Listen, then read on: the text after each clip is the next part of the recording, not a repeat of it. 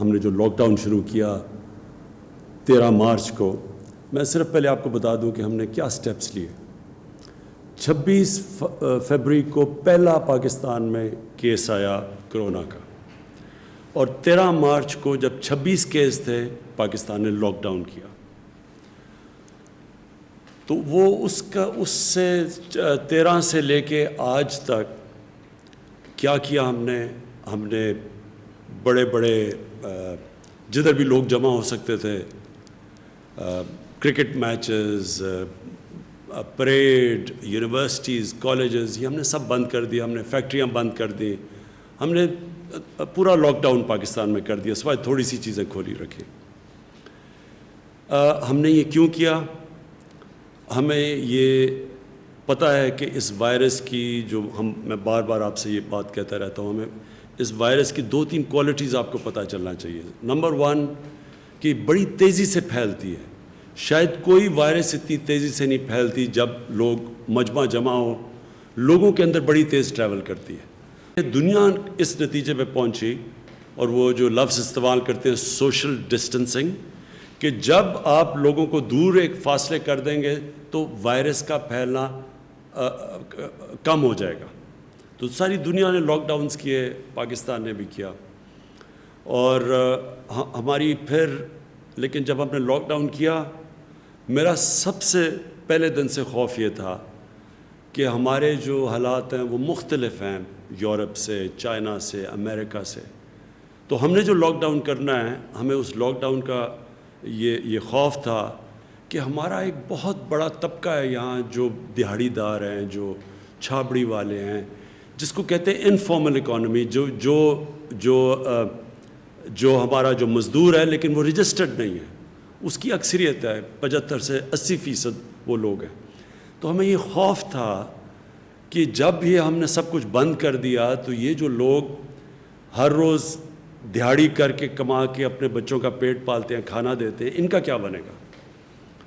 لیکن ہم ساری دنیا میں فالو کر رہے تھے کہ کیا حالات ہیں اور کیسے پھیلتی جا رہی ہیں، اور اب سب کے سامنے آپ نے ٹی وی پہ دیکھا ہوگا کہ دن میں ہزار لوگ مر رہے تھے۔ امریکہ میں 2000 لوگ دن میں مر رہے تھے،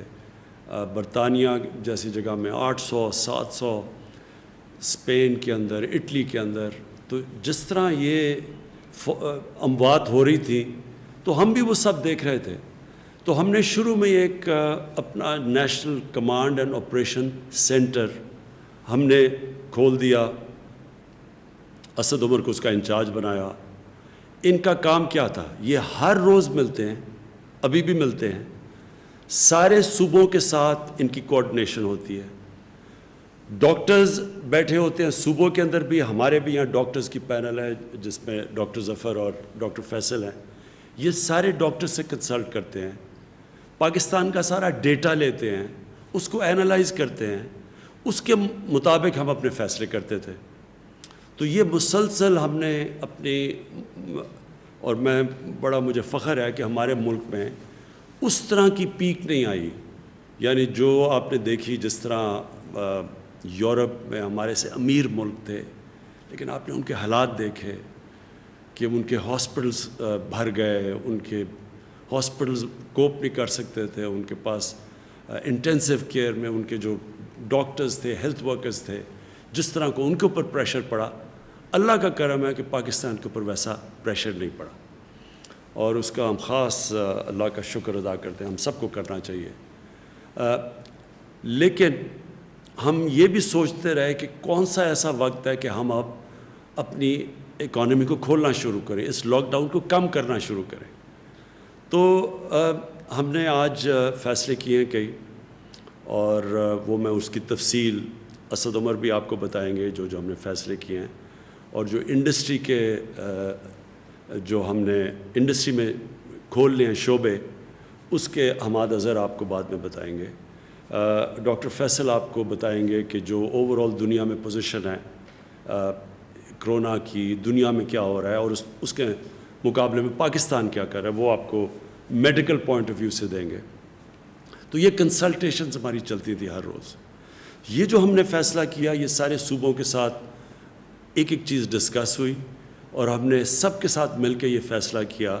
کہ اب ہم یہ کئی چیزیں ہیں جس کی تفصیل ابھی آپ کو بتائیں گے کہ ہم اپنے آسانیاں پیدا کرنی ہیں. کنسٹرکشن ہم نے پہلے کھول دیا تھا، لیکن کنسٹرکشن کی جو باقی کنیکٹڈ ہیں کنسٹرکشن کے ساتھ اور انڈسٹریز، ان کو آج ہم نے فیصلہ کیا سارے صوبوں کے ساتھ مل کے ان کو کھولنے کا. ان کی بھی تفصیل آپ کو حماد اظہر بتائیں گے. یہ میں پھر سے کہہ دوں کہ یہ کیوں ہم یہ سٹیپ لے رہے ہیں. حالانکہ پاکستان میں جو کرو ہے وہ آہستہ آہستہ اوپر جا رہی ہے، یعنی جو ہمارے جو اموات ہیں، جو ہماری فوتگیاں ہیں وہ بڑھ رہی ہیں، لیکن آہستہ بڑھ رہی ہیں. یہ تو ہمیں پتہ تھا بڑھنی ہے، ہمیں صرف جو خطرہ تھا وہ یہ کہ وہ اتنی تیزی سے نہ بڑھیں کہ ہمارے ہاسپٹلس کے اندر جگہیں ختم ہو جائیں، اور جو بستر ہم نے خاص طور پہ کرونا کے مریض جن کو شدید بیماری ہوتی ہے ان کے لیے جو رکھے ہوئے ہیں وہ سارے بستر نہ ختم ہو جائیں. پہلے ہماری ہیلتھ فیسلٹیز یورپ کے مقابلے میں اتنی نہیں تھیں، تو اس لیے یہ سارا وقت ہمارا خدشہ تھا. تو یہ ہے خطرہ کہ آگے جا کے بڑھ رہی ہیں، آہستہ آہستہ اوپر جا رہی ہیں، کرو اوپر جا رہی ہے. تو یہ ہو بھی سکتا ہے. تو یہ لوگ ہمارے سے پوچھتے ہیں کہ جی آپ یہ کیوں فیصلہ کر رہے ہیں. میں آپ کو اس کی تفصیل ڈاکٹر فیصل کو کہوں گا آپ کو بتائے، لیکن آج ہم یہ کہہ ہی نہیں سکتے کہ یہ کتنی دیر لگے گی. ہماری پیک جاتے جاتے 1 مہینے میں پیک آئے گی، 2 مہینے میں آئے گی، 3 مہینے میں آئے گی، ہم آج نہیں کہہ سکتے. دنیا بھی یہ نہیں کہہ سکتی، جن کی کرو فلیٹ بھی ہو گئی ہے وہ یہ نہیں کہہ سکتے کہ وہ جب یہ لاک ڈاؤن کھولیں گے تو وہ پھر سے اوپر نہ چلی جائے. اور ویسے بھی کئی دفعہ جس طرح اسپینش فلو آیا تھا 100 سال سے زیادہ پہلے، تو اس کی پھر ایک کے بعد دوسری بھی پیک آئی تھی. تو یہ بھی کوئی نہیں اس وقت بیٹھ کے کہہ سکتا. لیکن ہم کیا فیصلہ کر رہے ہیں، میں صرف آپ کو یہ سمجھانا چاہتا ہوں کہ ہم نے یہ جو آج فیصلہ کیا ہے لاک ڈاؤن کو کھولنے کا،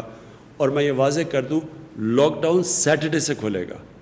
کل سے نہیں کھل رہا، سیٹرڈے سے انشاءاللہ پرسوں سے لاک ڈاؤن کھول رہے ہیں فیزز کے اندر، جو آپ کی تفصیل بیان کریں گے. یہ ہم کیوں کر رہے ہیں؟ یہ ہم اس لیے کر رہے ہیں کہ ہمارے ملک کے اندر لوگ بڑی مشکل میں ہیں اس وقت. چھوٹے دکاندار مشکل میں ہیں، جس طرح میں نے پہلے کہا دہاڑی دار مشکل میں ہیں،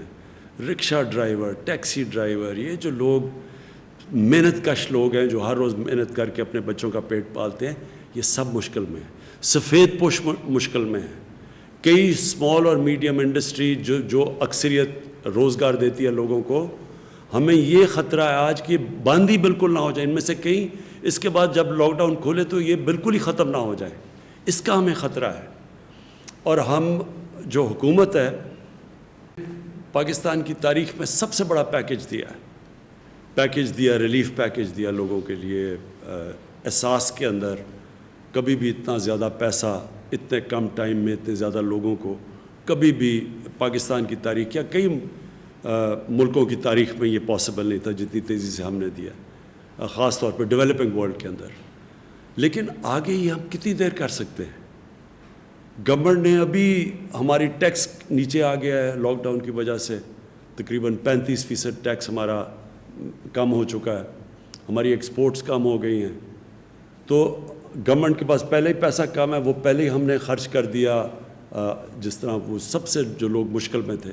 تو ہم کتنا اور پیسہ دے سکتے ہیں؟ اس وقت تو سارے جتنے بھی شعبے ہیں سب مشکل میں ہیں. ریسٹورنٹس والوں سے ڈیمانڈ آ رہی ہے، ادھر وہاں ان کی دکانیں، ان کے ریسٹورنٹس بند ہو گئے ہیں. وہاں جو کام کرتے ہیں ویٹرز، وہ سارے گھروں پہ چلے گئے ہیں. کئی دیہات سے لوگ جو شہروں میں آ کے کام کرتے تھے وہ دیہات میں واپس چلے گئے ہیں،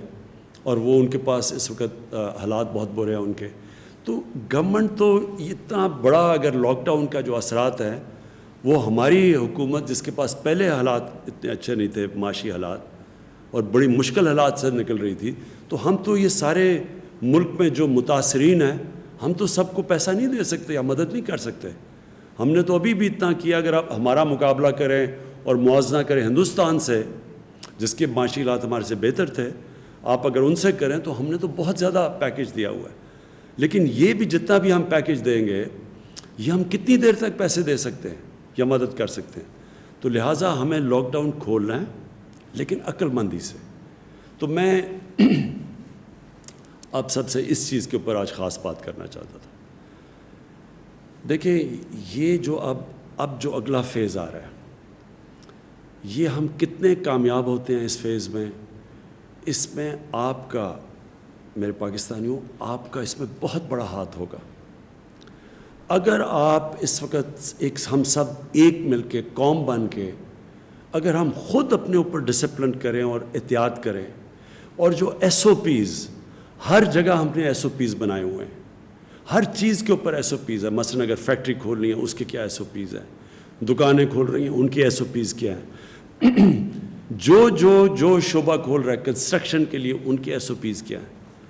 ہم ہر چیز کے لیے ہم نے بنائے ہوئے ہیں کہ کیا شرائط ہیں، کیا کنڈیشنز ہیں،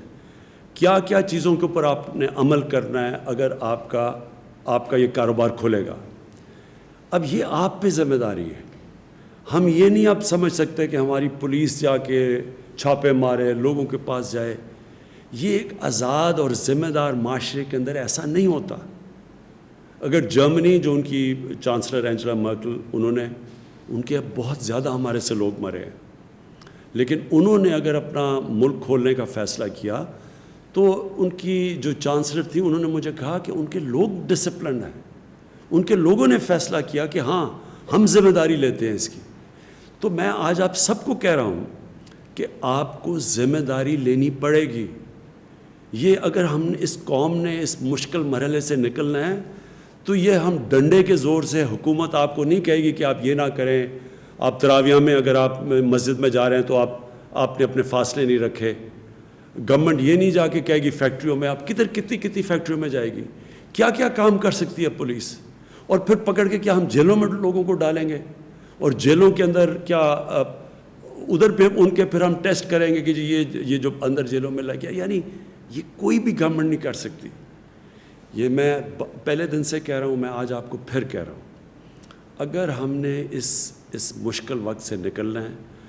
آپ سب نے گورنمنٹ کے ساتھ مل کے کام کرنا پڑے گا. جو ہم نے والنٹیئر فورس، یہ جو ٹائیگر فورس ہے،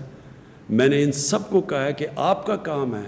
کہ آپ ذمہ دار شہری لوگوں کے پاس جا کے بتائیں کہ آپ کو عمل کرنا پڑے گا ان چیزوں کے اوپر. یہ آپ کے بھلے کے لیے ہے، یہ کوئی گورنمنٹ کے لیے نہیں ہے، یہ آپ کے لیے ہے.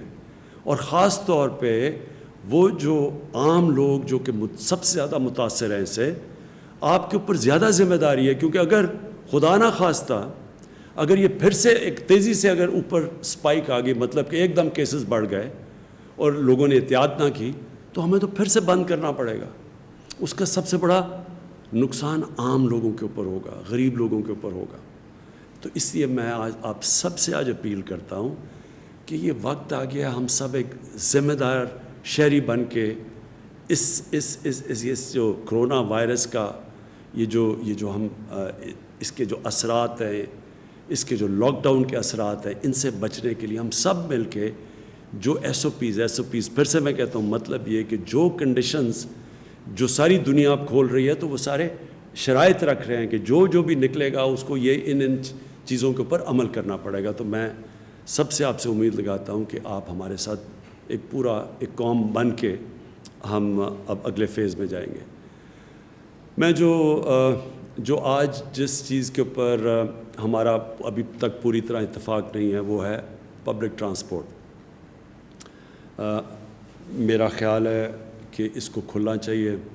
کیونکہ پبلک ٹرانسپورٹ ایک ایسی چیز ہے جو کہ ایک عام آدمی استعمال کرتا ہے.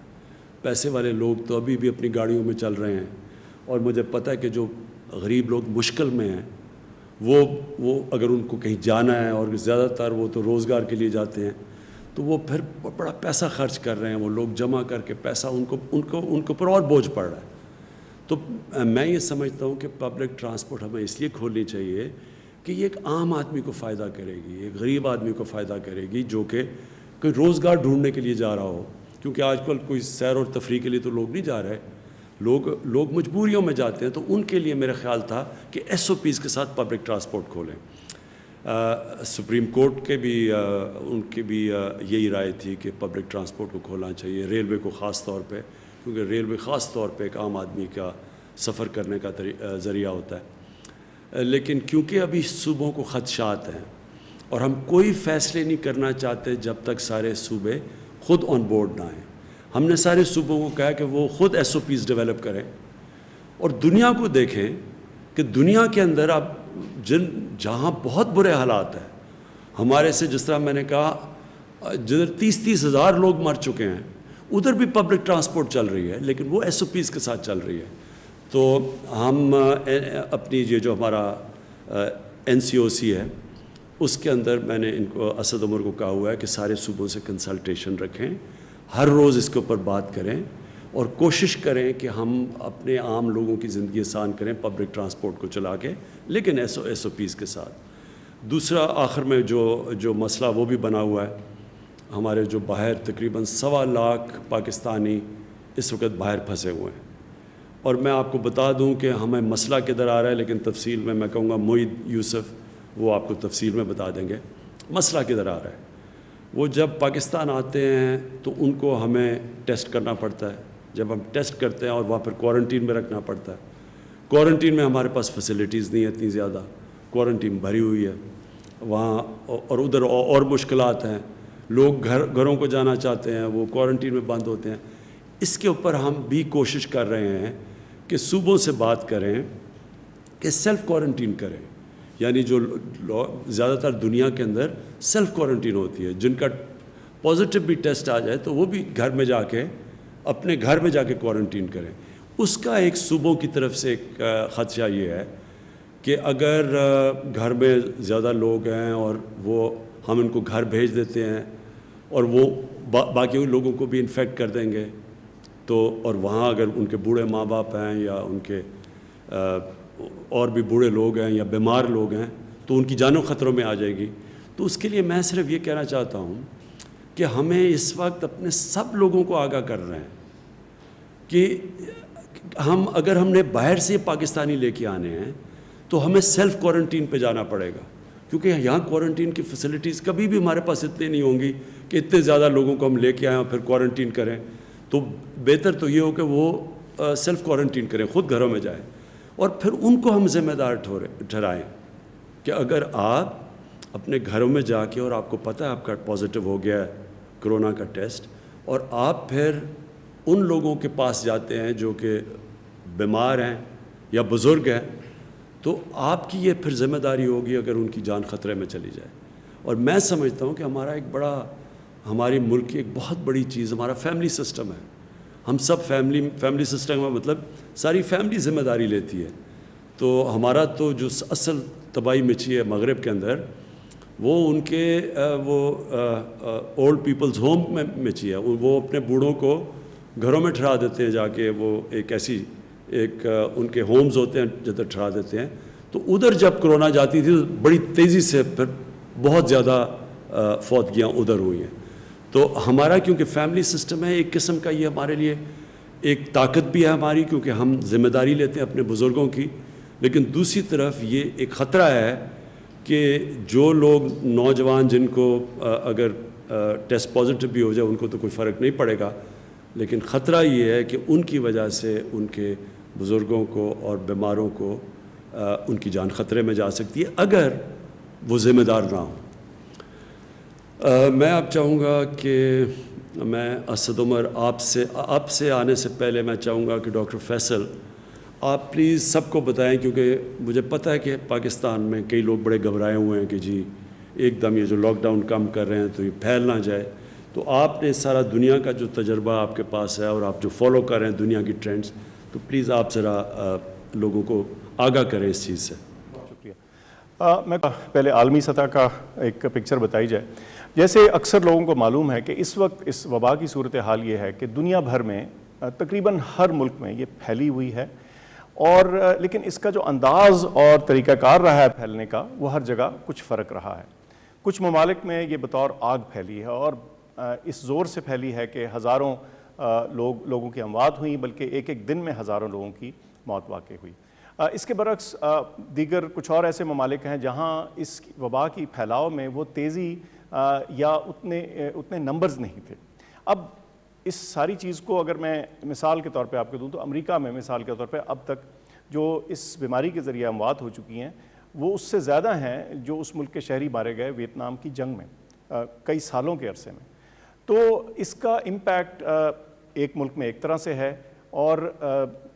دوسرے ملک میں دوسرے ممالک میں کچھ فرق ہے. اب بہت ضروری ہے کہ اس کو ہم پاکستان کے کانٹیکسٹ میں اور اپنے نیشنل نمبرز کو دیکھ کے کچھ فیصلے کریں اور ان کے ذریعے کچھ نتائج جو ہیں اخذ کریں. اس میں کوئی شک نہیں کہ پاکستان کے اندر بھی جو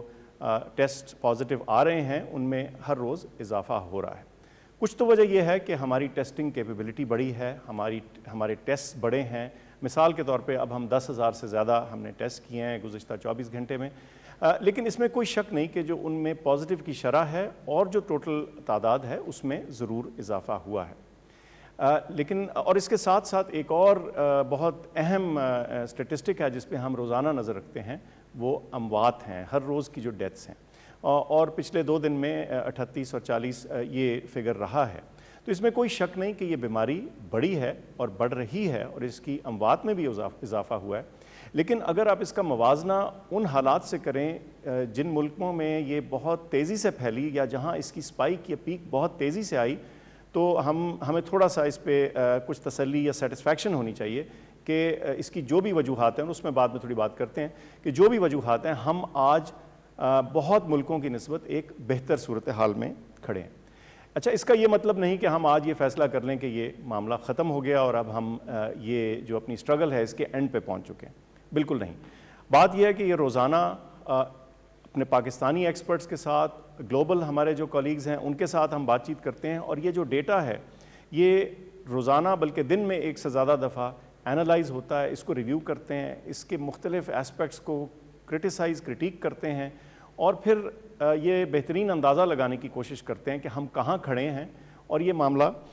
کہاں کو جا رہا ہے. اچھا, اس میں بہت ضروری بات یہ ہے کہ جو آج کی صورتحال ہے وہ تو ہمیں پتہ ہے, وہ تو نظر آتی ہے, لیکن لیڈرشپ کو گائیڈ کرنے کے لیے, ان کو انفارم کرنے کے لیے تاکہ وہ بہتر ڈیسیجنز کر سکیں, ہمیں کچھ ٹرینڈز کے بارے میں بھی تخمینہ لگانا پڑتا ہے. اور جب ہم ٹرینڈز کو دیکھتے ہیں تو ہمارے ہاں پاکستان کا ڈیٹا اتنا ہو چکا ہے کہ ہم اس کے بارے میں اچھے اور ریزنیبل اندازے لگا سکتے ہیں. اب اس ساری انالیسس کا, اس ساری گفتگو کا کیا حاصل ہے؟ ایک چیز تو واضح ہے کہ ابھی تک جو ہماری بیماری کی ٹریجیکٹری ہے, جو اس کی تیزی ہے, جس انداز سے وہ بڑھ رہی ہے, وہ باہر کیف باقی بہت سے ملکوں کی نسبت سلو ہے. آپ یہ کہہ سکتے ہیں کہ شاید ہم کیسز ڈیٹیکٹ نہ کر رہے ہوں, لیکن جب ہم باقی اپنے جیسے دیگر ممالک سے موازنہ کرتے ہیں جو ہماری طرح کی سچویشنز میں ہیں, ہمسایہ ممالک ہیں, تو ہمیں لگتا ہے کہ کچھ چیز ایسی قدر مشترک ہے جس کی وجہ سے ہمارے ہاں یہ اس کا جو انکریز ہے وہ اس تیزی سے نہیں آیا. اچھا, اس بات کا ایک بہت فائدہ ہمیں یہ ہوا ہے کہ اس دوران میں پچھلے چند ہفتوں میں ہمیں اپنے ہیلتھ سسٹم کو پریپیئر کرنے کا, اس کے اندر تیاری رکھنے کا, اور اپنے آپ کو ٹرین کرنے کا, اور اپنے سسٹمز کو تھوڑا اسٹرینگتھن کرنے کا ایک بڑا انمول موقع ملا ہے, اور اس کو قطعی طور پہ ہمیں ضائع نہیں کرنا چاہیے. ہیلتھ سسٹم پہ دباؤ آیا ہے, آ سکتا بھی ہے, لیکن جو آج کی موجودہ سچویشن ہے اس کے بارے میں آپ کو یہ بتاتا چلوں کہ تمام صوبوں سے ہمارا رابطہ رہتا بھی ہے, اور آج خاص طور پہ صبح NCOC میں اس معاملے پہ بھی گفتگو ہوئی, اور ہم نے یہ تخمینہ لگایا ہے کہ اس وقت جو تمام صوبوں میں ہمارا ہیلتھ سسٹم ہے اس میں کچھ اضافہ تو ضرور ہوا ہے پچھلے چند دنوں میں کورونا کے مریضوں کا, لیکن کسی صورت بھی ہم یہ نہیں کہہ سکتے کہ ہماری کیپیسٹی ختم ہو گئی ہے یا وہ ختم کے قریب بھی ہے.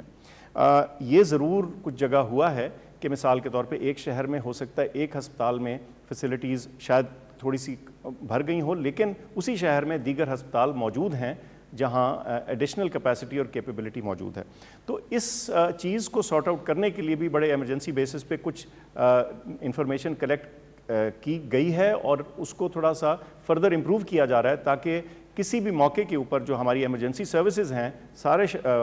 صوبوں میں, ان کے پاس ایک ریڈی انفارمیشن ہو کہ اگر مریض بیمار ہے تو یہ کیپیسٹی اور کیپیبلٹی کس ہسپتال میں زیادہ موجود ہے تاکہ کسی کو کسی تکلیف کا سامنا نہ کرنا پڑے. لیکن بہرکیف میں یہ پھر دہراؤں گا کہ جتنے بھی اعداد و شمار ہم نے اکٹھے کیے ہیں اس سے تو یہ معلوم ہوتا ہے کہ فی الحال اس موقع کے اوپر ہمارے پاس ہیلتھ سسٹم کے اندر چاہے وہ وینٹیلیٹرز ہوں یا آکسیجن والے بیڈز ہوں, کریٹیکل کیئر بیڈز جن کو بولتے ہیں, تو اس کی کیپیبلٹی ابھی موجود ہے. لیکن جیسے وزیر اعظم صاحب نے کہا یہ بیماری ایسی ہے جس میں ہم ہر روز اس سے سیکھ رہے ہیں اور اس کے پھیلاؤ کے اعداد و شمار کے مطابق ہم روزانہ کے فیصلے کرتے ہیں، لیکن اس میں ایک بہت اہم جو ذمہ داری ہے اس چیز کو کنٹینیو کرنے کی، اور اس چیز کے لیے کہ یہ جو بھی ہم آسانیاں پیدا کر رہے ہیں اس میں یہ نہ ہو کہ یہ پھیلاؤ ہمارے ہاتھ سے نکل جائے، اس کی ذمہ داری ہم سب شہریوں پر عائد ہوتی ہے۔ صرف یہ ڈاکٹرز نہیں کر سکتے، نرسز نہیں کر سکتے، یہ پولیس والے نہیں کر سکتے، یہ ہم ہر شخص کی اپنی ذمہ داری ہے کہ وہ احتیاطی تدابیر جو ہم نے سیکھی ہیں اور جن کا ممکن ہے ہمیں خاطر خواہ فائدہ ہوا ہے، جس کی وجہ سے ہو سکتا ہے کہ ہمارے ہاں یہ پھیلاؤ کچھ سلو ہوا ہو، ان کو ہم نے چھوڑ نہیں دینا، کیونکہ اگر ہم ان کو چھوڑ دیں گے تو ممکن ہے کہ پھر یہ بیماری اس تیزی کی شکل اختیار کر لے جو دوسروں ملکوں میں تھی، اور پھر بعد میں ہم اس بات کو پچھتا رہے ہوں۔ تو بہت اہم چیز ہے کہ اس معاملے کی ذمہ داری ہر شخص، ہر پاکستانی شہری اپنے اوپر لے اور سمجھے کہ ہمارے ارد گرد جو تمام ہمارے رشتہ دار، عزیز، دوست ہیں، خاص طور پہ جو بزرگ ہیں، ان کے بچاؤ کی جو ڈھال ہے وہ ہمارے ہاتھ میں ہے۔ اس کے علاوہ میں ایک اور چیز کا ذکر کرنا چاہتا ہوں کہ اس سارے معاملے میں جب ہم کرونا کو ٹیکل کر رہے ہیں، ہمارا ہیلتھ سسٹم اس کو ٹیکل کرنے کی کوشش کر رہا ہے اور کچھ لاک ڈاؤنز ہیں، کچھ ریسٹرکشنز ہیں، تو ان تمام معاملات کا ہیلتھ کے دیگر چیزوں کے اوپر بھی اثر آتا ہے، اور میں سمجھتا ہوں کہ اس کو بھی ہائی لائٹ کرنے کی ضرورت ہے اور اس کو یاد رکھنے کی ضرورت ہے۔ آج ایک رپورٹ تھی، میں نے اس کی ذاتی تصدیق تو نہیں کی، لیکن وہ ایکسٹینسولی رپورٹ ہوئی ہے انٹرنیشنل میڈیا میں بھی اور پاکستان میں بھی، کہ کورونا کی وجہ سے جو ٹی بی کے بارے میں جو ماہرین ہیں ان کا خیال ہے کہ ممکن ہے 6.3 ملین اضافی کیس جو ہیں وہ دنیا بھر میں ڈسکور ہوں اگلے سال میں، اور ظاہر ہے آپ کو معلوم ہے کہ اس سے بھی جسے کہتے ہیں خطرات پیدا ہو سکتے ہیں۔ اور ملکوں میں یہ چیز نوٹ کی گئی ہے کہ یہ تمام ایفرٹس کے باوجود اور اس کے دوران کچھ اور بیماریاں جو ہیں شاید وہ مس ہو رہی ہیں۔ کچھ لوگوں کا خیال ہے کہ ہارٹ اٹیکس، یہ میں باہر کے مغربی ممالک کی بات کر رہا ہوں، ہارٹ اٹیکس مس ہو رہے ہیں یا اسٹروکس مس ہو رہی ہیں۔ تو ہم نے اس ساری چیز کو ایک گلوبل اور یونیورسل تناظر میں دیکھنا ہے۔ خطرہ بالکل ہے، آنے والے دنوں میں بڑھ بھی سکتا ہے، اور اس خطرے کو کم کرنا اور روکنے کی جو سب سے اہم چابی ہے، جو کڑی ہے، وہ ہمارے ہاتھ میں ہے، ہم تمام شہریوں کے ہاتھ میں ہے۔ بہت شکریہ۔ شکریہ ڈاکٹر فیصل۔ میں اسد آپ سے چاہوں گا کہ جو بھی اب تک فیصلے ہوئے ہیں، کیونکہ ہمارے کافی فیصلے ہوئے ہیں جو کہ سب اب صوبے متفق ہیں ان کے اوپر، تو میں چاہوں گا کہ اسد آپ پلیز آپ بتائیں۔ شکریہ وزیر اعظم صاحب۔ میں جی جو فیصلے ہوئے ہیں، کیا فیصلہ ہوا ہے اور وہ کس طریقے سے ہم میں صرف ایک بات جو کہ بار بار پوچھی جاتی ہے، میں اس کا ذکر ضرور کرنا چاہتا تھا، اور وہ یہ جو لوگ کہتے ہیں کہ بحث ہے کہ جی انسانی جان زیادہ ضروری ہے یا معیشت زیادہ ضروری ہے، تو میں لوگوں کو واضح کرنا چاہتا ہوں کہ جتنے بھی فیصلے وزیر اعظم کر رہے ہیں، حکومت کر رہی ہے، اس کا صرف اور صرف ایک ہی مقصد ہے، اور وہ یہ ہے کہ انسانوں کی زندگی پہ کیا اثر پڑتا ہے۔ یہاں پر کوئی فیصلہ اس لیے نہیں کیا جا رہا کہ کوئی ایسے اعداد و شمار جو صرف کسی کتاب کی زینت بنتے ہوں یا کوئی ٹی وی پروگرام میں آپ کو نظر آتے ہوں، اس پہ کیا اثر پڑے گا، لیکن انسان کی زندگی پہ کیا اثر پڑ رہا ہے۔ میں یہ پہلے بھی بول چکا ہوں کہ آپ کی اگر آپ ایک غریب طبقے سے تعلق رکھتے ہیں، آپ سفید پوش ہیں، آپ متوسط طبقے سے تعلق رکھتے ہیں اور آپ کی آمدنی ختم ہو گئی، تو اس کے نتیجے میں اگر آپ ایک اپنی بیٹی کی شادی کے لیے جہیز کے لیے پیسے جمع کر رہے تھے اور آج آپ کو بھوک سے بچنے کے لیے وہ پیسے استعمال کرنے پڑ گئے، تو یہ بہت بڑا ایک انسانی صدمہ ہے۔ اسی طریقے سے اگر آپ کی پیسے ختم ہو گئے اور آپ جمع کر رہے تھے کہ آپ نے اپنی بچی کو، اپنے بچے کو جو ہے کسی اچھے اسکول میں یا کالج میں داخلہ دلانا ہے، وہ ختم ہو گیا، تو یہ ایک بہت بڑا انسانی نقصان ہے۔ اسی طریقے سے اور آپ کو بہت ساری مثالیں دی جا سکتی ہیں۔ صحت کے اندر وہ چیزیں جو انسان کے لیے، جو جس کے لیے کوئی انشورنس پالیسی نہیں ہے، آپ کیونکہ ہمارے جو سماجی تحفظ کے جو نیٹ ورکس ہیں وہ کمزور ہیں، تو اگر آپ کو کوئی الیکٹو سرجری تھی، آپ کے پاس پیسے کم تھے، وہ آپ کے پیسے ختم ہو گئے، کوئی کاروبار چھوٹا شروع کرنے کے لیے، کوئی رکشہ آپ نے خریدنا تھا، چھوٹا آپ نے کوئی کھوکھا لگانا تھا، یہ تمام چیزیں، اور ظاہر ہے بھوک کا براہ راست اثر تو ہے ہی لوگوں کے اوپر، تو یہ بالکل یہ ایک لامانی بحث ہے کہ معیشت زیادہ ضروری ہے، انسانی جان ضروری ہے، بالکل انسان سب سے ضروری ہے، لیکن انسان کی زندگی میں صرف ایک ضرورت نہیں ہوتی، تمام انسانی ضروریات کو ہیں ان کو سامنے مد نظر رکھ کے ہمیں فیصلے کرنے پڑتے ہیں۔ جہاں تک اس فیصلوں کا تعلق ہے، جس طریقے سے ہم ہمیشہ آپ کو بتاتے ہیں، اور میں یہ ضرور کہوں گا کہ جب شام کو 7 بجے سے 11 بجے کے درمیان ٹی وی کے ٹاک شو ہم دیکھتے ہیں تو یہ جو بات ابھی میں کہنے جا رہا ہوں اس کی کہیں عکاسی نظر نہیں آتی۔ ایسے لگتا ہے کہ سارے صوبے اور وفاق جو ہیں وہ دست و گریباں ہیں۔ میں بہت آرٹیکلز بھی پڑھ چکا ہوں، اینکرز کی بھی سن چکا ہوں تجزیہ کہ جی وفاق جو ہے وہ صوبوں کے ساتھ تعاون نہیں کر رہی۔ تمام فیصلے جو ہیں وہ مشاورت کے ساتھ کیے جاتے ہیں، اسی طریقے سے جس طریقے سے پہلے فیصلے کیے گئے تھے اسی طریقے سے بھی آج بھی جو فیصلہ ہوا اس کی پہلے 1 ہفتہ باقاعدہ تیاری کی گئی۔ مختلف جو وزراء تھے انہوں نے اپنے جو ان کے کاؤنٹر پارٹس تھے صوبوں کے اندر ان کے ساتھ مشاورت کی۔ پھر اس کے بعد ہم نے کل صبح تمام چیف منسٹر صاحبان کو نیشنل کمانڈ سینٹر کی میٹنگ میں بلایا اور اس سے 1 دن پہلے ہم نے جو ہماری تجاویز تھیں وہ ان تک پہنچا دیں تاکہ اس کو اچھے طریقے سے غور کر کے آ سکیں۔ سیر حاصل بحث ہوئی اور اس بحث کے نتیجے میں جو تجاویز تھیں اس کے اندر تبدیلیاں بھی کی گئیں، اور وہ تبدیلیاں کرنے کے بعد ہم نے آج جو ہے NCC کے سامنے فیصلے رکھے کہ جن کے اوپر اتفاق رائے تھا، اور ساتھ ہی ہم نے کیونکہ ہمارے خیال میں وہ بہت ہی ضروری چیز ہے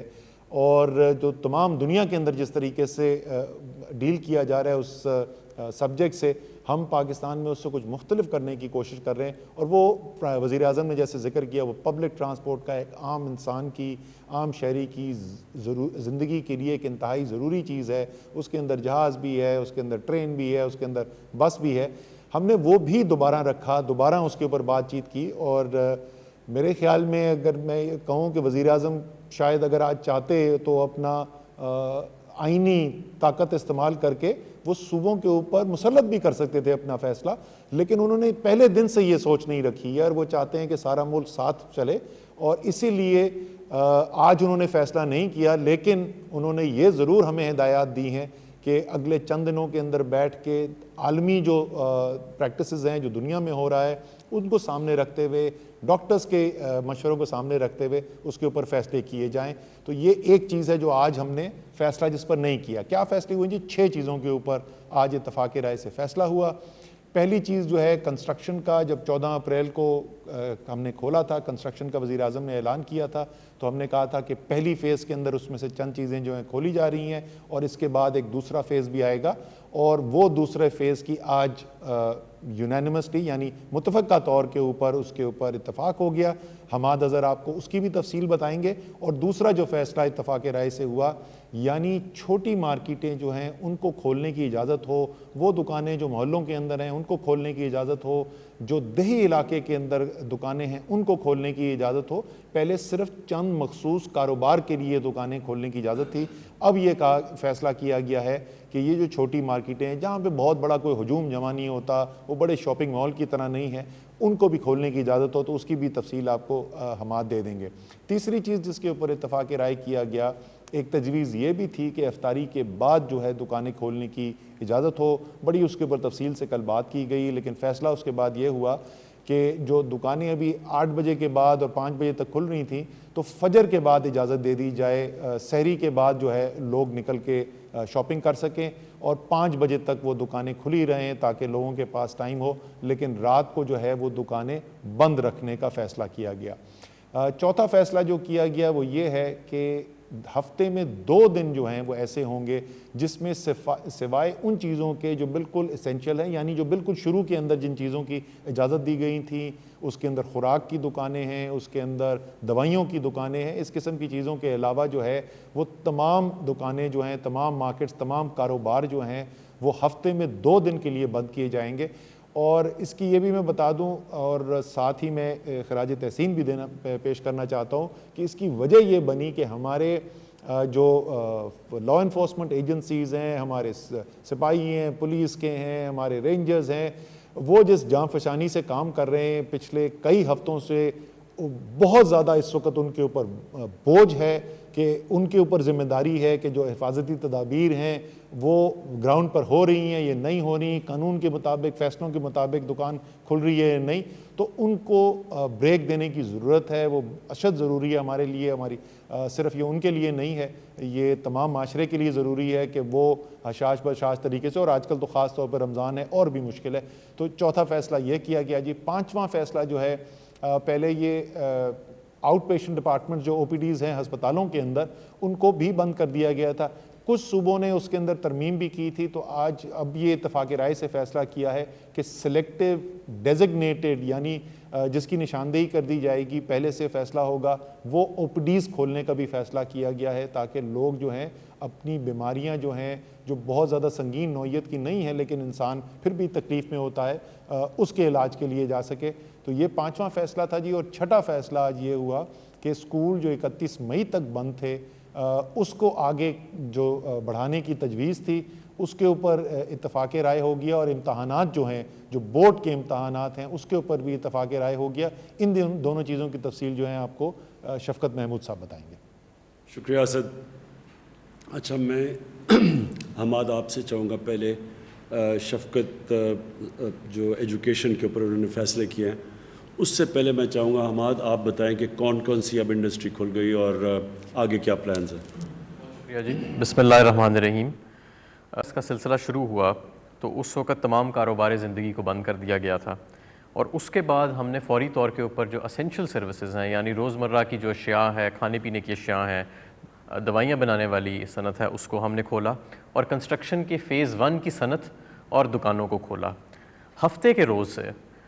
ہم نے متفقہ فیصلہ کیا ہے صوبوں کے ساتھ بھی اور تمام اکائیوں کے ساتھ کہ ہم مندرجہ ذیل صنعت جو ہے اس کو کھولنے جا رہے ہیں، اور اس صنعت کے ساتھ ان کی دکانیں بھی کھلیں گی جہاں جہاں مارکیٹوں میں وہ واقع ہیں.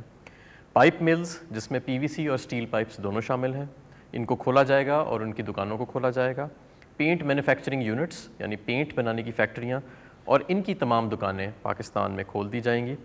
سیرامکس، سینیٹری ویئر اور ٹائلز، ان کی صنعت اور تمام دکانیں جو ہیں ان کو کھول دیا جائے گا. الیکٹریکل کیبلز اور سوئچ گیئر مینوفیکچرنگ یونٹس اور ان کی تمام دکانیں، ان کو کھول دیا جائے گا. اسٹیل اور ایلومینیم، ان کی تمام دکانیں اور ان کی تمام مینوفیکچرنگ یونٹس، ان کو کھولا جائے گا. اس کے علاوہ ہم دکان اگر ریٹیل سائٹ پہ جائیں تو جو میں نے چیزیں ذکر کی، ان کی تو دکانیں کھلیں گی ہی، لیکن ہارڈ ویئر سٹورز کو بھی کھولا جائے گا پورے پاکستان میں. یہ بھی متفقہ طور پہ فیصلہ ہوا کہ جو پاکستان کے دیہاتوں کے اندر دکانیں ہیں، ان تمام کو بھی کھولا جائے گا. اور جس طرح پہلے بات ہوئی کہ جو کمیونٹی کے اندر، جو لوکل محلوں کے اندر، لوکیلٹیز کے اندر جو مارکیٹیں موجود ہیں اور ان مارکیٹوں کے اندر جو دکانیں موجود ہیں، ان مارکیٹوں کے اندر دکانوں کو بھی اور ان محلوں کے اندر جو دکانیں موجود ہیں ان کو بھی کھولا جائے گا. اور جیسے کہ پہلے بات ہوئی کہ جو دورانیہ ہے ان دکانوں کو کھولنے کا، وہ 5 بجے تک ہوئے گا شام کے. صبح یہ فجر کے وقت سے شروع ہو سکتے ہیں، اور ہفتے میں 2 دن چھٹی ہوئے گی، مکمل طور پہ بندش ہوئے گی، لیکن ان 2 دنوں کے اندر بھی فارمیسیز اور ضروری اشیاء کی دکانیں اور وہ صنعت جس کا کنٹینیوس پروسیس ہے، وہ ان 2 دنوں میں بھی اس کو چالو رکھنے کی اجازت ہوگی. اور جیسے جیسے وقت گزرتا جا رہا ہے، ہم جس طرح گریجول اور آہستہ آہستہ اپنے کرونا کیسز کو سامنے رکھتے ہوئے ہم اوپننگز کرتے جا رہے ہیں، ہم اس صورتحال کو مانیٹر کرتے رہیں گے، اور اگر ضرورت پڑے گی تو مزید سیکٹرز کو بھی کھولیں گے. بہت شکریہ. کیونکہ اس وقت جو ماں باپ ہے وہ بڑے فکر میں ہیں، بچوں کی تعلیم ہے، امتحان آ رہے ہیں. تو میں نے شفقت، آپ پلیز، آپ نے کنسلٹ کیا سارے صوبوں کے ایجوکیشن منسٹر سے، تو پلیز بتائیں. شکریہ پرائم منسٹر صاحب. جب یہ وبا پھیلی تو آپ کی طرف سے ہمیں 2 ہدایات ملی. ایک یہ کہ طلباء کی صحت جو ہے اس کا مکمل خیال کیا جائے، اور دوسرا یہ کہ تعلیم کا سلسلہ جو ہے وہ جاری رکھا جائے. تو اس میں ہم نے سارے صوبوں کے مشاورت کے ساتھ 2 بڑے فیصلے کیے صحت کے حساب سے، اور وہ یہ تھا کہ جتنے بھی تعلیمی ادارے تھے ملک میں وہ سارے 31 مئی تک بند کر دیے گئے. اور دوسرا فیصلہ یہ کیا کہ جو امتحانات کا سلسلہ ہے وہ سارے امتحان ملتوی ہو جائیں گے، اور جون اور جولائی میں امتحانات ہوں گے. تو یہ فیصلے ہم نے مارچ کے شروع میں کیے. ساتھ ہی آپ کی ہدایت کے مطابق ہم نے ایک ٹیلی تعلیم کا سلسلہ شروع کیا، جس میں ہم نے ایک ٹیلی ویژن کے چینل کے ذریعے تعلیم کا سلسلہ بھی جاری رکھا. اب جب ہم نے یہ بھی فیصلہ کیا تھا کہ وقت گزرنے کے ساتھ ہم یہ سارے فیصلے جو ہیں ان کو ریویو بھی کریں گے، تو پچھلے 2 دن پہلے ہم نے بین الصوبائی جو وزراء تھے تعلیم کے ان کے ساتھ میٹنگ کی، اور میٹنگ کر کے اس میں تقریباً کنسنسس کے ساتھ 2 چیزوں پہ فیصلے کیے، جو کہ آج ہم نے پہلے NCOC میں پیش کیے اور آج NCC میں پیش کیے، اور جس کی آپ نے اپروول دی۔ تو وہ 2 فیصلے کیا ہیں؟ وہ فیصلے یہ ہیں کہ جتنے اسکول تعلیمی ادارے، صرف اسکول نہیں، یونیورسٹیز بھی، باقی بھی جتنے بھی تعلیمی ادارے ہیں، وہ 1 جولائی کو نہیں کھلیں گے، بلکہ وہ 1 جون کو نہیں کھلیں گے، بلکہ وہ 15 جولائی تک بند رہیں گے۔ یعنی کہ ہم نے جو اسکولز کو اور تعلیمی اداروں کو مزید 1.5 ماہ بند کرنے کا فیصلہ کیا، جس کی آپ نے منظوری دی۔ اور دوسرا جو بہت ہی امپورٹنٹ فیصلہ یہ ہے کہ جتنے بورڈز کے امتحانات ہیں وہ ہم نے کینسل کر دیے گئے ہیں، ملتوی نہیں کیے، وہ ختم کر دیے گئے ہیں، اور اب جو 9ویں 10ویں 11ویں 12ویں کے مختلف بورڈز کے امتحانات ہونے تھے اب وہ نہیں ہوں گے۔ اس کے بجائے جو پچھلے سال کا رزلٹ ہے اس کی بنیاد پر پروموشن ہوگی، اور یونیورسٹیز نے بھی یہ کہا ہے کہ وہ جو 11ویں کا رزلٹ جو کہ بورڈ ایگزامز ہے، اس وقت پاکستان میں 9ویں 10ویں 11ویں 12ویں کے بورڈ کے امتحانات ہوتے ہیں، تو اب کیونکہ امتحانات نہیں ہوں گے تو جو 12ویں میں یونیورسٹی میں جائیں گے ان کی 11ویں کا رزلٹ موجود ہوگا، جو 11ویں میں ہیں ان کا 10ویں کا رزلٹ ہوگا، اور اسی طرح 9ویں کا رزلٹ جو ہے وہ موجود ہوگا۔ سو اس لحاظ سے جو پچھلے سال کے رزلٹس ہیں اس کی بنیاد پہ کچھ لوگ پروموٹ ہو جائیں گے اور کچھ لوگ یونیورسٹیز میں جا کے داخلے لے سکیں گے۔ تو یہ ایک بہت اہم فیصلہ ہے جو بچوں کی صحت کے لیے، کیونکہ اگر امتحان جو ہیں وہ ہالز میں ہوتے ہیں اور وہاں پہ کلسٹر ہونے کا خطرہ تھا، اور دوسرا ان کو وہاں پہ آنے جانے کا، تو اس لیے بچوں کی صحت کے لیے اور والدین کی تسلی کے لیے یہ 2 بڑے اہم فیصلے کیے گئے۔ شفقت بہت بہت شکریہ۔ میں چاہوں گا کہ معید آپ پلیز اب تھوڑا ذرا لوگوں کو بتائیں، مجھے پتہ ہے کہ اوورسیز پاکستانیز دیکھ رہے ہوں گے، یا کئی ان میں سے جو آنا چاہتے ہیں، جو سٹینڈرڈ ہیں، مشکل میں ہیں،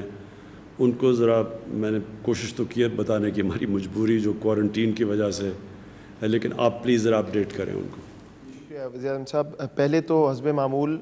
تمام اوورسیز پاکستانی جو واپس آنے چاہتے ہیں ان کا میں شکریہ ادا کرتا ہوں، بہت تحمل سے کام کر رہے ہیں، ہم سے کوآپریٹ بھی کر رہے ہیں، اور میں آپ کو یہ بھی یقین دلانا چاہتا ہوں کہ وزیر اعظم صاحب کی مکمل ہدایت ہے، انہوں نے ابھی خود بھی یہ بات کی ہے کہ ہم جتنی جلد ہو سکے تمام پاکستانیوں کو جو آنا چاہتے ہیں ان کو واپس لائیں، لیکن ہمیں محفوظ طریقے سے واپس لانا ہے۔ تو پہلے تو میں آپ کو یہ بتا دوں کہ لگ بھگ 20,000 کے قریب پاکستانی الحمدللہ حفاظت سے پاکستان ہم لا چکے ہیں جب سے ہم نے آپریشنز یہ دوبارہ شروع کیے ہیں، ایئر آپریشنز، لیکن جو تعداد ہے جو ابھی واپس آنا باقی ہیں اس میں بھی بدستور اضافہ ہوتا جا رہا ہے، کیونکہ بہت سے ہمارے خلیجی ممالک میں ایسے مزدور طبقہ ہے جن کی نوکریاں ختم ہو گئیں یا سسپینڈ ہو گئیں، پھر اب رمضان اور عید، تو کوئی 1,10,000 کے قریب لگ بھگ ابھی ہمارے پاس رجسٹرڈ لوگ ہیں، اور شاید اس میں بھی کچھ ابھی اضافہ ہوگا۔ تو یہ چیلنج تو بہت بڑا ہے، اس میں کوئی شک نہیں۔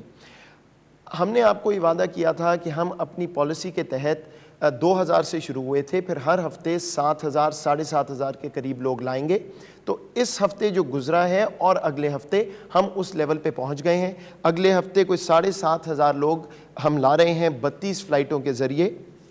اور خلیجی ممالک جہاں ہمارے 90% لوگ ہیں وہاں سے تو بدستور ہماری پروازیں اب آ رہی ہیں، لیکن اس کے علاوہ کیونکہ یہ سوال اٹھ رہا تھا کہ شاید باقی دنیا کے جو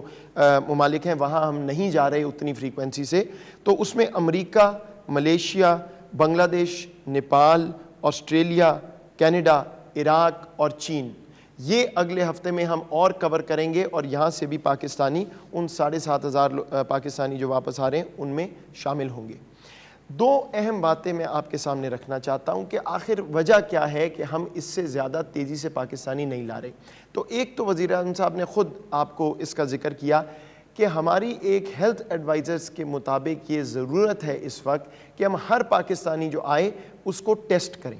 اور ٹیسٹ کر کے ان کو کچھ دیر کرنٹینہ میں رہنا پڑتا ہے کیونکہ ٹیسٹ ہوتا ہے, پھر اس کا ٹیسٹ رزلٹ آتا ہے. تو وہ جو کیپیسٹی ہے ہماری, اس کے مطابق ابھی ہم 7,500 کے قریب ہر ہفتے پاکستانی لا سک رہے ہیں. لیکن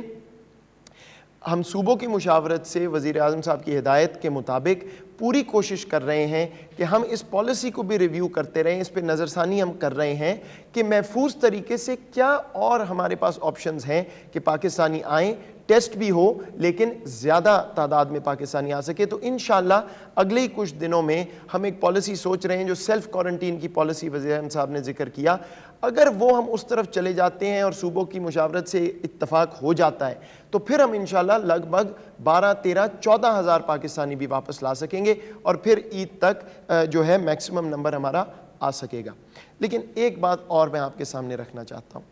میں میڈیا پہ بھی ہم دیکھ رہے ہیں اور اس پہ بہت بات شروع ہو گئی ہے کہ جو پاکستانی ہم باہر سے لائے ہیں اس میں میجورٹی کئی کہہ رہے ہیں کہ وہ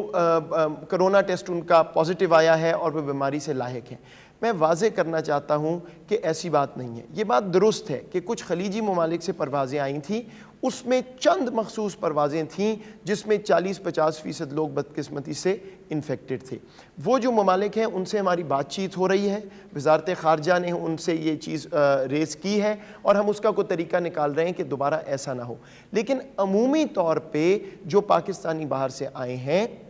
ان کی شرح جو ہے کرونا پازیٹیو کی, وہ جو یہاں لوکل ٹرانسمیشن ہے پاکستان میں اس سے کچھ زیادہ نہیں ہے, بالکل اتنی ہی شرح ہے. تو یہ جو ایک سٹگمیٹائز ہم نے کرنا شروع کر دیا بدقسمتی سے, اور پھر یہ پریشر دوبارہ سے آنا شروع ہو گیا کہ تمام پروازیں بند کر دیں, یہ تو سارے انفیکٹڈ آ رہے ہیں. ایسا نہیں ہے. جہاں سے انفیکٹڈ تھے ہم اس پہ ڈپلومیٹکلی کام کر رہے ہیں, سفارتکاری ہماری اس پہ ہو رہی ہے. باقی پاکستانی جو آئے ہیں بیشتر فلائٹس میں کوئی بھی انفیکٹڈ نہیں ہے. تو یہ میں نے خود بھی سٹیٹمنٹ میڈیا پہ دی تھی کہ کچھ ایسی مخصوص پروازیں ہیں, لیکن اس کو پلیز سٹگمیٹائز نہ کیجئے. اہم چیز یہ ہے کہ ہم ٹیسٹ کر کیوں رہے ہیں, بالکل اسی لیے کر رہے ہیں کہ ایسا نہ ہو کہ اگر کوئی انفیکٹڈ آ بھی رہے ہیں تو وہ اپنے گھروں کو چلے جائیں بغیر ٹیسٹ کے, جب جائیں تو کرنٹینہ میں جائیں. اور ایسا نہیں ہے کہ یہ لوگ آ رہے ہیں اور ڈائریکٹ ہسپتال جا رہے ہیں اور بہت بیمار ہیں. تو یہ ایک مسکنسیپشن ہے, اس کو دور کیجئے. ہماری جو ایئر فلائٹس ہیں وہ جاری رہیں گی, باہر سے پاکستانی ہم لاتے رہیں گے, محفوظ طریقے سے لائیں گے, اور جتنے زیادہ ہو سکا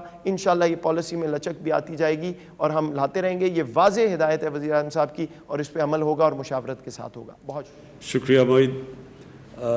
میرے پاکستانیوں, آخر میں یہ مشکل وقت ہے,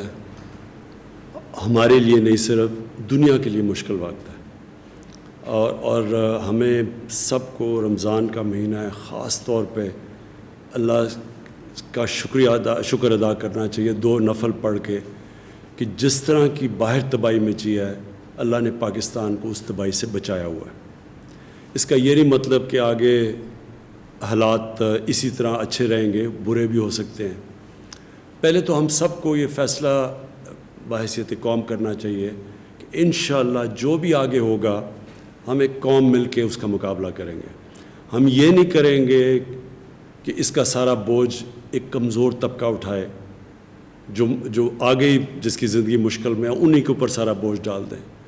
ہماری ساری کوشش یہ ہے کہ ہم کم سے کم بوجھ ڈالیں اپنے غریب طبقے کے اوپر. ہمیں پتہ ہے کہ اس کرونا سے سب سے زیادہ متاثر ہمارا وہ غریب طبقہ ہے اس وقت. وہ لوگ جو پہلے ہی بڑی مشکلوں سے اپنی زندگی گزارتے ہیں, اپنے بچوں کا پیٹ پالتے ہیں, ان کے اوپر سب سے زیادہ بوجھ ہے. لہٰذا میری اسٹیٹ کی میری ریاست کی سب سے بڑی ذمہ داری اس طبقے کے اوپر ہے کہ ان کے اوپر کم سے کم بوجھ پڑے. تو یہ جب کھول رہے ہیں اور اس کے اوپر مجھے افسوس ہوتا ہے یہ باتیں ایسے کرتے ہیں کہ جی لوگوں کی جانیں خطروں میں ہیں. کرونا سے بھی ہم نے لوگوں کو بچانا ہے, اور لاک ڈاؤن کی وجہ سے جو اس وقت لوگوں کی بھوک کی وجہ سے جان خطرے میں ہے. کئی اور ابھی ڈاکٹر فیصل نے آپ کو بتایا کہ ایک ڈر لگا ہوا ہے کہ کرونا سے ہم بچاتے یہاں ٹی بی پھیل رہی ہے پاکستان میں. ٹی بی کا بہت بڑا خطرہ ہے, وہ ایک اور بیماری ہے, بچوں کی بیماریاں, یا صاف پانی نہیں ملتا. تو ساری توجہ جب یہاں گئی ہے تو بہت اور بیماریاں بیچ میں رہ گئی ہیں. مثلا کینسر ہے, ہمیں وہ بھی کینسر بھی ایک ایسی بیماری ہے جس سے لوگ مرتے ہیں. تو کیونکہ ساروں کی نظر ادھر پڑ گئی ہے, تو ہماری کوشش یہ ہے کہ ہم اس کو بیلنس کریں. یہ ایک مشکل راستہ ہے. یہ دنیا اس میں سارا وقت یہی سوچ رہی ہے. وہ ملک جدھر نیو یارک جدھر دن میں 1000 لوگ مر رہے ہیں, جدھر 20,000 لوگ مر چکے ہیں, جدھر حالات ایسے ہیں کہ ہسپتال بھرے ہوئے ہیں, انہوں نے بھی اپنی کنسٹرکشن انڈسٹری کھول دی ہے. کیوں کھولی ہے؟ کیونکہ وہ بھی امیر ملک بھی اب یہ سوچ رہے ہیں کہ ہم نے اگر کرونا کے اوپر ایک طرف سے لوگوں سے یہاں سے بچائیں, جو دوسری طرف ایک معاشرے کے اوپر اس کا امپیکٹ جاتا ہے, جو اس کا اثرات جاتے ہیں, اس سے ہو سکتا ہے آگے معاشرے کو اس سے بھی زیادہ نقصان ہو جائے. تو لہٰذا یہ ساری دنیا بیلنس کر رہی ہے, ہم بھی وہی بیلنس کر رہے ہیں. یہ ایک بیلنسنگ ایکٹ ہے کہ ہم کرونا کے اوپر بھی نظر رکھیں, اور پھر وہ جو غریب طبقہ جس کے اوپر سب سے زیادہ بوجھ پڑا ہو اسے کیسے بچانا ہے. میں نے اپنی پوری کوشش کی ہے, اور میں پھر سے یہاں ڈاکٹر ثانیہ کو مبارک دیتا ہوں اور خراج تحسین پیش کرتا ہوں کہ جس طرح ہم نے اتنا زیادہ پیسہ اتنے زیادہ لوگوں میں اتنے کم وقت پہ اور اتنی شفافیت سے بانٹا ہے. لیکن اور بھی ہمیں کرنا پڑے گا, کیونکہ اس سے بہت زیادہ لوگ متاثر ہیں, اور وہ کر رہے ہیں. میری جو اسکیم ہے اب سب کو آپ کے پاس وہ ہم نے وہ ایڈریس دے دیا اپنی ویب سائٹ کا, کوئی بھی اس کے اوپر رجسٹر کر سکتا ہے. صرف یہ بتانا ہے کہ اگر میری نوکری چلی گئی ہے کرونا کی وجہ سے, تو میں صرف یہ بتانا پڑے گا کہ میں کدھر کام کرتا تھا اور میری نوکری گئی ہے.